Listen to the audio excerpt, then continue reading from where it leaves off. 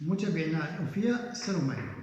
من خلال هذا الفيديو غنجاوب على السؤال اللي مطروح بشدة بما في هذا القانون ديكريتو فلوسي 2025، هو واش يمكن ليا نجيب شي واحد من العائلة ديالي في هذا الديكريتو، وبالأخص في الكوطا ديال دوميستيكو والبادانتي.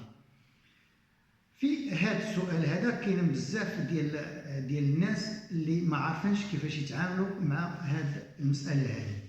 كما تعرفوا في هذا ديكريتو فلوسي 25 الكوطا ديال لابورو دوميستيكو هي 9500 بيرسونا، ومن بعد فاش خرج زادوا فيها 10000 اخرى.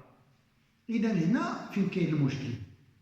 بالنسبه لهذا الكوطا ديال 10000 اللي تزادت ما يمكنش لاي واحد يدفع بها كبريفاتو، وانما تعطات للاجنسي والجمعيات ديال لا كاتيجوريا ديال لابورو دوميستيكو. شكون هما؟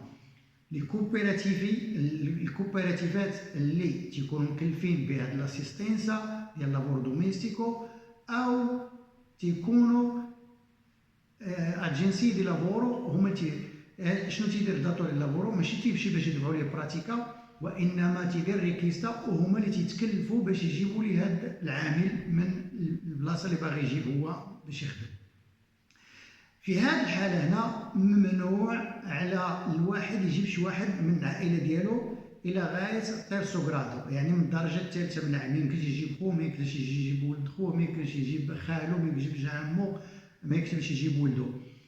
اما في الكوطا اللي هي ستاندر اللي كانوا مسافقين عليها من بريمه ديال 9500، هذيك اللي غيديروا الناس واخا بريفاتي بلو سبيد ديالو يمكن ليه يدفع من الدار ديالو، او لا يمين يدفع عن طريق سيندكاتي او اللي عندهم الحق باش يدفعوا ليه.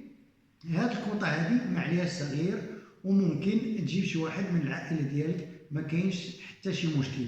هذا هو الفرق اللي كاين في هذه المساله، وهذا هو اللي خلى بزاف الناس تتخلط لهم الامور. وتا بالنسبه للناس اللي ما قراوش الديكريتو مزيان وما قراوش يعني التفاصيل بالضبط، ما غاديش يفهموا هذه النقطه، وهما بداو تيعموا تيقولوا بان ما يمكنش لك تجيب شي واحد من عائلتك في هذا الديكريتو، وانما غير هو كاين فرق في لي كوطي.